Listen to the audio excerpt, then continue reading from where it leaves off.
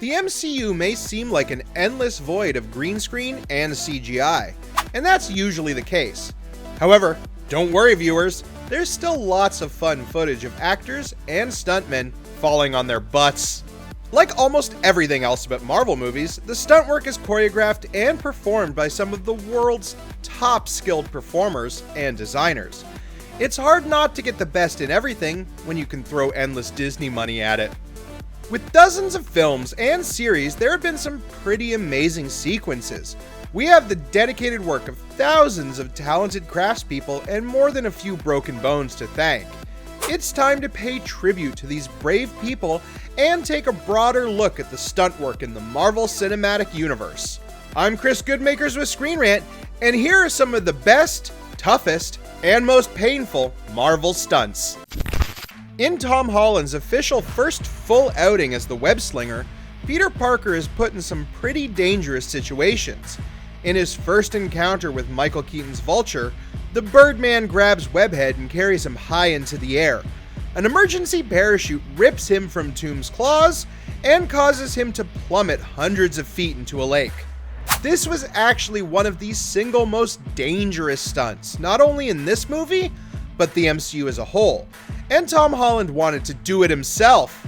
I can help! Let me help! I'm really strong and I'm sticky! Eventually it was decided that a trained diver undertake this risky jump. It was only Tom's first full movie as Spider-Man, and a stunt like this is really more of a latent contract thing. Some of the best outfits in the MCU are some of the most impractical. It seems like no one had a divide as big as Chadwick Boseman as Black Panther. While his all-black kitty cat mask looked very fearsome, it left little room to see. When Boseman fought Andy Serkis's South African arms dealer, the lack of vision caused the once-and-future king to misjudge a kick. He ended up slamming his knee full force into Gollum's chest. This knocked the actor back and caused all the wind to rush out of him. Serkis described feeling like his ribs had been broken and he couldn't stand back up. I guess it's the risk you take when you want to actually show your face in a movie and not just wear a Lycra mocap suit. Oh, mercy, King, mercy. While the MCU's first shot at a Disney Plus exclusive series, WandaVision, began with a slow, creepy atmosphere, Stop it! Stop it! Stop it! the follow-up series Falcon and the Winter Soldier began with a bang. When felonious French freelancer Batroc takes an important hostage, Falcon swoops in for the rescue. This entire sequence was done with some amazing practical work from a team of professional wingsuiters. Flying specialists? Flappy Boys. The team of expert stunt workers performed dangerous maneuvers, including actually diving into an open helicopter. Naturally, CGI liberties and cleanup were involved, but the wingsuit team provided breathless realism to this opening sequence. It's also another great example that the best stuff is often the more grounded, smaller stakes. Marvel, you don't have to threaten the whole universe to put me on the edge of my seat. In the hell do you think you are? Sometimes it hurts to confront your family, and it can leave you a little dazed. This was the case for Chris Pratt in Guardians of the Galaxy Volume 2. The actor was knocked out when filming his aerial battle with Kurt Russell's stuntman, who looks more like Santa Claus, by the way. The actor was rigged up with various cables to simulate the various hits and blows he takes mid-air. At one point, he was supposed to be thrown into a padded wall, but the pull line was set a little too strong. He was thrown back full force and reportedly blacked out.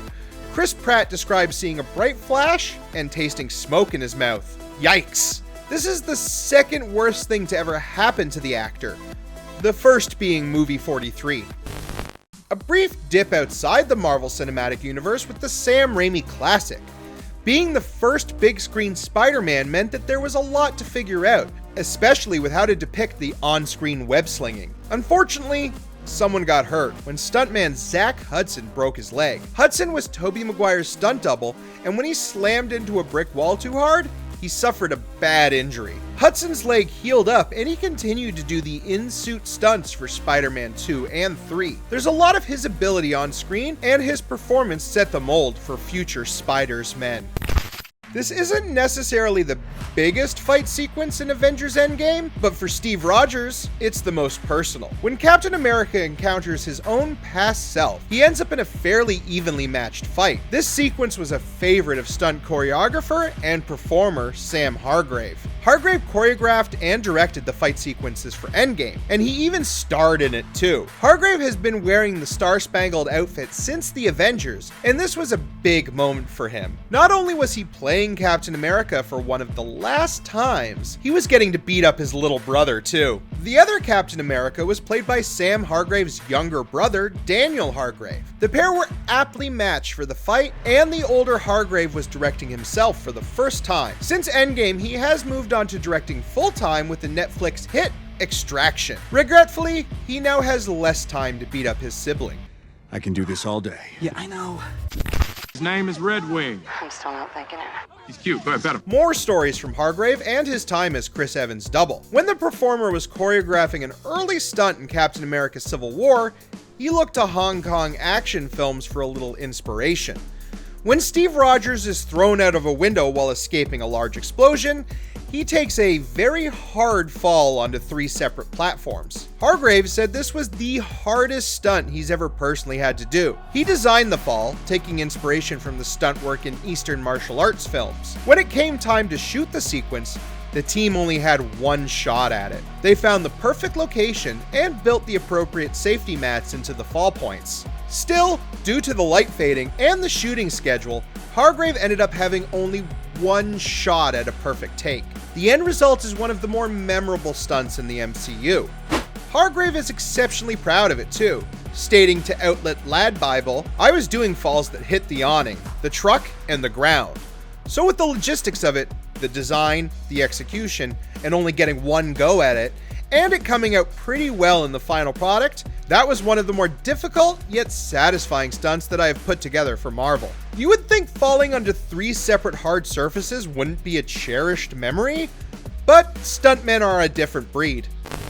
While Tom Holland didn't get to dive 100 feet face first into a cold lake, he did end up getting to do some of his own stunt work. And he brought Zendaya along too. The pair were filming a modest stunt for Spider-Man No Way Home when the height difference between the two became a sudden issue. Tom was supposed to swing onto the top of the Queensboro Bridge while carrying Zendaya's MJ along.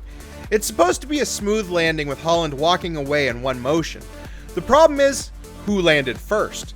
Zendaya is taller than Holland, and as a result her feet would come down first, causing Tom to become unbalanced, and the actress would then have to catch her real-life boyfriend like the actual hero she is. Black Widow and her sister Yelena have a few issues they need to work out, and what better way than a good fight? When the pair throw down in a dirty apartment, it's a close quarters fight that is in stark contrast to the larger sequences on either side. The best stunt choreography is one that can both excite and tell a story, and fight choreographer Rob Inch designed this sequence to do just that. He wanted it to evoke a childhood fight between 2 siblings, with both ending up on the floor. The use of a curtain rod is even intended to further ground the fight. There was even an accident that ended up being in the movie. Inch explained, "When the door actually went through the frame and through the glass, we were like, oh, that looks so bad. We've got to use it." Sounds like a fun crowd. The sequence ended up being Inch's favorite in the film. He was happy with how brutal and real it ended up being. Stay down! Stay down! Fight and stunt work is one of the single most crucial aspects to the Marvel Cinematic Universe and filmmaking as a whole. Don't believe me? Just go back to the days when Marvel only had money for green body paint and fake ears. Because of the dedicated work of men and women putting their bodies and their lives on the line, we get to enjoy Captain America knocking Hydra goons on their faces. Despite all this, stunt performers are still underpaid, underrepresented, and underrecognized. There are no Oscars for stunt performances, no recognition among general audiences for their incredible feats. While Chris Evans is Captain America for multiple generations, it's important to recognize the character belongs as much to people like Sam Hargrave. That is America's ass.